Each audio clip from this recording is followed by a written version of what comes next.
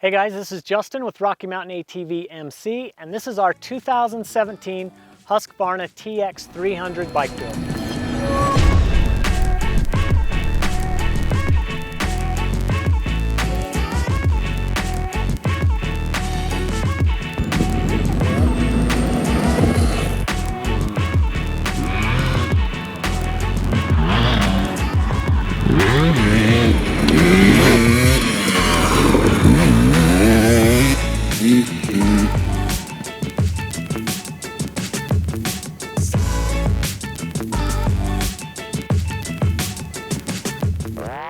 All right guys, before I get into the bike build, I want to talk about the bike itself. I've been on 4-strokes for the last several years. I didn't see myself ever getting back on a 2-stroke until I rode one of these. Typically, 4-strokes just feel a lot more planted to the trail, and I like that. The 2-strokes are kind of all over the place. When I rode this one, I couldn't believe how planted it felt, and best of all, how light it felt compared to the 4-stroke. So I got one, I love it, and I've done some things to it to make it my own, to make it even better, and I want to talk about those things. All right, so like I said, this is the TX model. All the mods I've done to this, you can do to your TE, your Enduro model, or your motocross model, the TC. The reason I went with the TX is it's kind of in between the Enduro and motocross, and I like doing all sorts of stuff, primarily trail, desert, and I can even take this on a motocross track once or twice a year I ride a motocross track. It's just a great all-around bike. So getting into the mods, the things I've done to this bike, I'm gonna start with some of the most important stuff and then get to, kind of the stuff that's just for fun. So to start off, my #1 mod is the JD Jet Kit. Now, Huskies all went to Mikuni carbs in 2017, and everybody's having a harder time jetting these things than the previous Kian carbs. Now, I played with all sorts of different Mikuni needles, jets, and the transition between mid and top was always really rough. I finally tried a JD Jet Kit. It comes with a totally different reshaped needle, and it works awesome. It smoothed out that transition, and it's a lot more fun to ride. So if you have a 17 Husky or KTM 2-stroke, I strongly suggest getting a JD Jet Kit. Makes a huge difference. Along with the Jet Kit, I opened up the airbox. The Huskies kind of have a reputation for a closed airbox. They don't even breathe as good as the KTM actually. So a lot of guys, including myself, are opening up the airbox. And I have a video on that if you want to check that out to see how I did it. But pretty much, I'm just making this thing breathe better. And that goes right along with the jetting. So this thing runs nice and crisp. Another thing I've done with the motor to make it run better is putting on a milled head. That's something we offer on our website. But if you live at higher elevation like me, I'm typically riding between 4,000 and 10,000 feet. The air's just thinner, you're losing compression. So a higher compression head, mine's only milled 15 thousandths of an inch. It just helps it run better, helps it run like it should, closer to sea level. So I did that. Between that and the jetting, this thing rips. The next thing I did with the motor was put in a recluse clutch. And the reason I did that is because I like riding a lot of tight single track trails. And the recluse just makes life a lot easier. This thing will chug anywhere, go up anything with that recluse clutch. It's my first time in years running a recluse, and I gotta tell you, they've come a long way. They work awesome. I'm really liking the recluse in this so far. After the recluse, the next thing I did was put on a turbine core silencer from FMF. This is actually their new 2.1 silencer. It looks good, it's quiet, and most importantly, it's got a spark arrestor in it so I can run it up in the mountains, I can run it on public land and be legal. And best of all, I can be quiet and not annoy people. So I really like the silencer. And to go along with the FMF silencer, I put on the FMF gnarly pipe.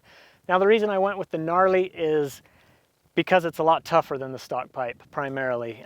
They use a heavier gauge steel. They're a lot stronger, a lot more durable. As far as performance gains, it's definitely got great low and mid. If I was going to race desert, maybe more motocross, I'd probably put the fatty on. But for what I do, the gnarly works awesome. After the pipe, I put on a Trail Tech digital fan kit. Again, I like the technical stuff, and when you're moving that slow, your bike tends to overheat. So the fan kit gives me the peace of mind that my bike is not going to overheat. It works awesome.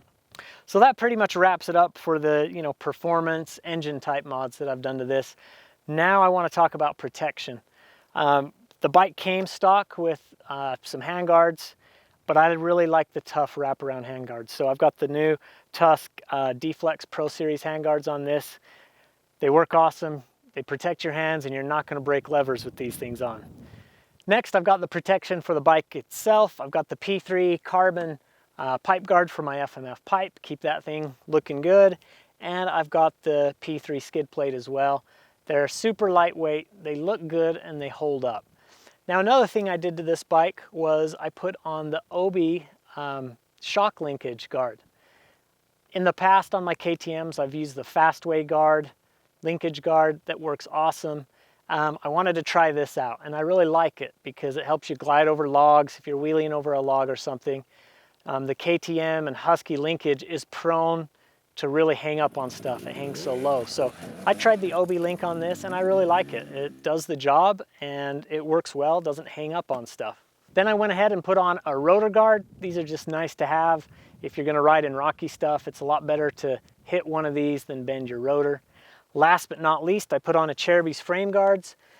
The TX model only comes with frame guards that go halfway up the frame, so you end up rubbing your paint off. These are nice because they're full coverage and they offer the grip on the side, so you can really grip the bike better with these guards.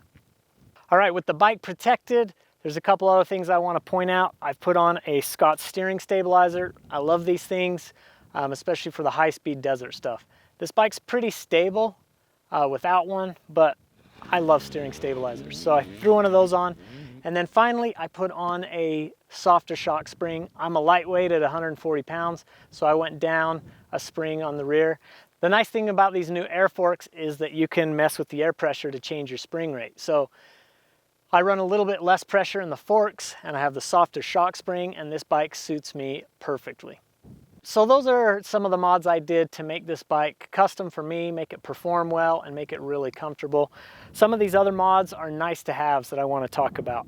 And the first one that I think is really nice to have is lighting. I've actually put a Trail Tech 100 watt stator in this thing so I can run more lights. Now you can run the stock TE headlight on this from Husqvarna. We actually have a kit for that and a how-to video on our site if that's what you want to run. And this thing can run that without doing any modification to the stator. I like running the Baja Design Squadron Pro light in the summertime when I do my night rides. And so I wanted a little more juice. I wanted to make sure my battery's getting charged and have plenty of juice to run powerful lights. So that's an important mod for me because I love night riding. And after that, I went ahead and put on Polysport's new fluorescent plastic kit. I think the bike looks awesome with this kit on. It goes really well with the Attack graphics I got, and it just makes the bike look awesome, makes it stick out from the crowd. Then I went ahead and put on the Tusk Impact wheels. These things look awesome, and they're tough. The one nice thing is I have two rear wheels, so I can run a trials tire in the summertime in the trails, and I have my wheel with the knobby tire, which is always nice to go back and forth depending on what I'm riding. Now I really think that the stock gearing on this thing is perfect. It works well everywhere, but I went ahead and threw on a primary drive rear aluminum sprocket and the primary drive X-ring chain. They look great and they hold up really well. To finish the bike off, I threw a little bit of bling at it, gas cap, some other anodized covers, shift lever, some things that just really make it look cool. And I also threw on the Tusk kickstand. Now the stock kickstand is just fine, but eventually they break and these make a great replacement. Anyway, that's what I've done to my TX to make it my own. Hopefully some of the things I've done to my bike give you some ideas to make your bike perform, work, and look even better.